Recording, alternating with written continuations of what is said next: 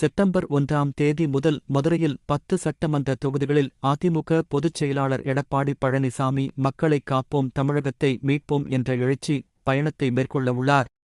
இதற்காக மதுரை காளவாசல் பகுதியில் உள்ள மேற்கு சட்டமன்ற தொகுதி அலுவலகத்தில் அதிமுக முன்னாள் அமைச்சர் செல்லூர் ராஜு எடப்பாடி பழனிசாமி எழுச்சி பயணத்திற்கான பிரச்சார வாகனம் மற்றும் நிழற்குடைகளை துவக்கி வைத்தார்.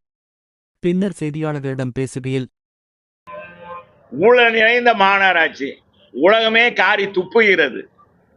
மதுரை மாநகராட்சி ஒரு தூய்மையான மாநகராட்சியாக எங்க ஆட்சி காலத்துல இருந்தது. மதுரை கோயில் மாநகரம்.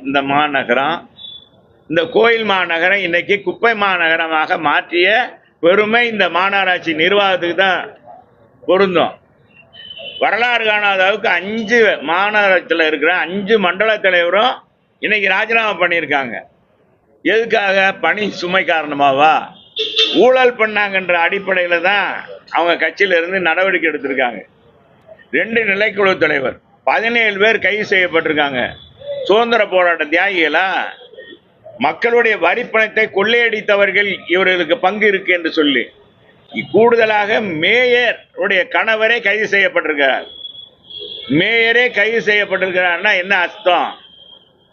இந்த திமுகவுக்கு வெக்கம், மானம், ரோசம், ஊழல் எது என்பதுல கொஞ்சம் கூட இல்ல. அவங்க தீர்மானம் நிறைவேற்ற. இதனாலதான் நாங்க எங்க மாநகராட்சி மாமன்ற உறுப்பினர்கள் நீ கலந்து கொள்ளல. ஒரு ஊழல் மேயரை வைத்துக் கொண்டு தீர்மானம் நிறைவேற்றுவது எவ்வளவு பொருத்தமா இருக்கும்? திருடனை வைத்துக் கொண்டே திருட்டை ஒழிப்பது எப்படின்னு பேசுவதை போல இருக்கு. அவர் உயிரெல்லாம் கொடுக்க வேண்டாம். அவர் அவங்க கட்சிக்காரங்கள தூண்டி விட்டாலே போதும். இன்னைக்கு இந்த ஆட்சியை மாற்றம் செய்யணும்னு மக்கள் துடித்து கொண்டு இருக்கிறார்கள். அன்பு சகோதரர் அண்ணாமலை பொறுத்தளவுக்கு அவர் வேண்டுகோள் விட்டால் அவர் பேசினாலே போதுமானது.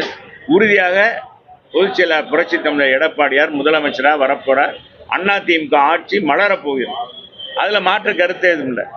எப்ப எலெக்ஷன் வரும், எப்ப நம்ம வாக்களிக்கலாம், புரட்சி தமிழர் எடப்பாடியாரே முதலமைச்சரான மக்கள் காத்து கொண்டு இருக்கிறார். ஒருவரல் புரட்சி இந்த தடவை 26இல் மிகப்பெரிய புரட்சியாக அமைய போகிறது.